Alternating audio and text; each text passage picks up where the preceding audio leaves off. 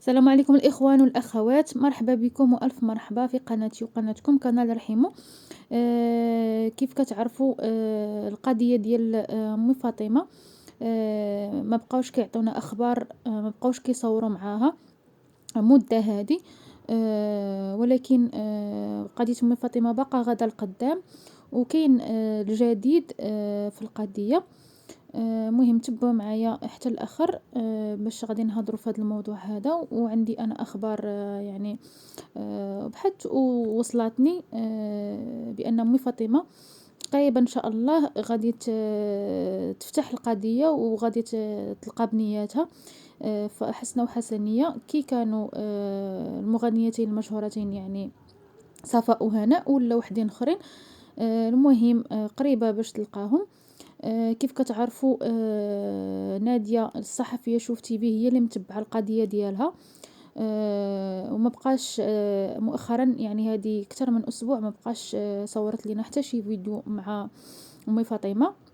ولكن مشات عندها مؤخرا هاد الايام هذه ودات لها واحد المساعدات، يعني تقضيه حوايج. تعاونت معاها و قالت لها واحد الخبر بان كاين واحد المحسن غادي يتكلف ليها بالقضيه ديالها، وغادي يوكل ليها محامي، وغادي يخلص عليها كاع الاتعاب اللي خاص المحامي، وغادي يوقف معاها حتى الاخير، حتى تلقى الحقيقه اللي كتقلب عليها امي فاطمه. حاجه اخرى، كاينين الناس بزاف ديال المحسنين بغاو يتعاونوا مع امي فاطمه. كيبغيو يديو ليها هكذا شي شويه الفلوس، مساعدات هكذا.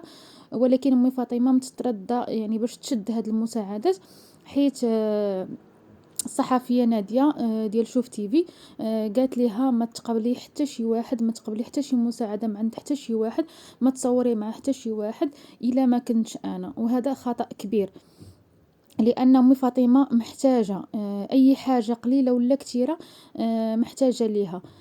كيف كتشوفوا، كيف شفتوا في الفيديوهات، اول فيديو خرجت فيه امي فاطمه في واحد البيت اللي صورت فيه هذيك هو البلاصه فين كتسكن. فين عاطي هذاك السيد اللي خرجات وقالت بانه راه ولد عمها، وكان خرج قال لهم بان راه صفاء وهناء راه ماشي بناتها. ومن بعد عاود رجع وقال لهم انايا ما قلتش هكذاك، انا غير كان عندي الضغط. ومي فاطمه هي بدات كتخرج وكتدخل في الهضره في ديك الانترفيو اللي داروا معاها. وهي كانت مضطرة انها تقول ديك الهضره اللي قالت بان صفاء وهناء ماشي بناتي، وانا غير شاكه ماشي بناتي. حيت كان عليها الضغط. ما عرفتش انا هذاك السيد اللي خرج وقال بان صفاء وهناء ماشي بناتها، هذاك راه هو اللي مسكنها عنده. عاطيها السكنه، هذيك البيت راه ماشي ديالها، راه ديال داك السيد. عاطيها فين تسكن، هو راه من العائله ديال داك السيد اللي كتقول بانه راه الاب ديال البنات ديالها حسنه وحسنيه. والمقابل ديال السكنه اللي عاطيهم هو انهم كيخدموا عنده هي والابن ديالها. والزوج ديالها خدامين عنده تما كيسرحوا عنده. يعني حتى الابن ديالها من خرج حتى هو بزاف الناس خرجوا وبداو كيعايروا فيه وقالوا ليه يعني ما كانش لك تقول بحال هذيك الهضره بان الام ديالك راه ماشي يعني كتدخل وكتخرج في الهضره. هو كان عليه حتى هو ضغط، لانه ضروري يعني خاص يقول ديك الهضره اللي تقالت ليه، لانه راه داك البلاصه فين ساكنين راها ماشي ديالهم، راه ديال هذاك السيد اللي خرج وقال بان حسنه وحسنيه راه ماشي بنات امي فاطمه. يعني الابن ديالها كان مضغوط عليه حتى هو. يعني بنادم خاصو يعني يقارن يشوف الهضره كيفاش خارجه. ما نحكموش عليه. حتى داك بنادم ما غاديش يبغي يضيع داك المصدر ديال الرزق ديالو. بطبيعه الحال راه غادي يخرج غادي يقول بحال ديك الهضره اللي قال. وامي فاطمه مسكينه راها محتاج اللي يعاونها، وخليوها خليو الناس اللي بغى يتعاون معاها خلّيو المساعدات توصل ليها، راها مسكينة محتاجة، محتاجة، محتاجة. و كنتمنى أن صفاء وهناء يمشيو عند أمي فاطمة.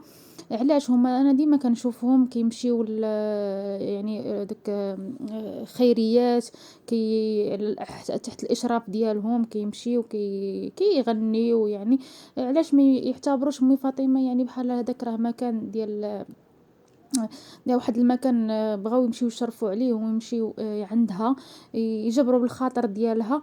بغيت نعرف علاش ما داروش هاد الخطوة، يعني شنو اللي حابسهم؟ يعني القضية ملي كتشوفهم كيديروا بحال هكا يعني كتقول القضية راها فيها إن، يعني كون يعني يمشيو عندها وما فيها باس يمشيو، وهي قالت لكم أنا بغيت غير نشوفهم، أنا عزازين عليا، يعتبروها بأنها راها من جمهور ديالهم، محبين ديالهم، ومشاو عندها يتعاونوا معاها، يعني يمشوها عندها. هي قالت لهم ما بغات حتى شي حاجه يفرحوها بحال هكذا، لا ما داروش هاد الخطوه.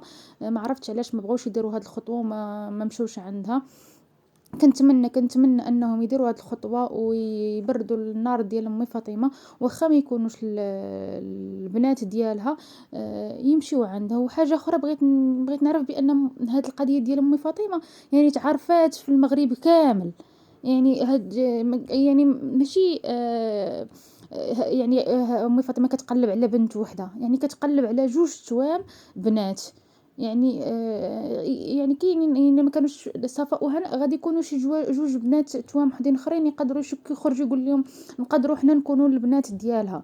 يعني ما كاين حتى شي واحد ما خرج ما قال بان راه كنعرفوا شي توأم راه كانوا مربيين يقدروا يكونوا بنات امي فاطمه.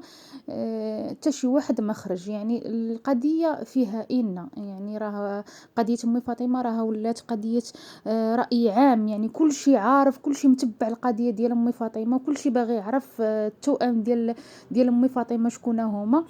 وحتى شي واحد ما خرج، ما واخا غير بالكذوب وقال بان راه كاينين واحد جوج توام مربيين راهم يقدروا يكونوا امي فاطمه. يعني القضيه فيها انه ما يمكنش امي فاطمه تنوض وتقول بان راه صفاء وهناء هما بناتها الا ما كانش عندها واحد شويه ديال الشك وبزاف ديال القرائن كيدلوا على بان كاينه شي علاقه ما بين هاد صفاء وهناء وامي فاطمه. يعني كاين دلائل بزاف، يعني بحال صفاء وهناء راهم تينحدروا من منطقه ديال الخريبكه، وامي فاطمه راه قالت لك بان راها ولدات بناتها في خريبكه. يعني راه واحد الصدفه يعني غريبه تكون بحال هكذا. يعني صفاء وهناء كينتميو من ديك المنطقه اللي مشاو ليها البنات ديالها. يعني علاش بالضبط؟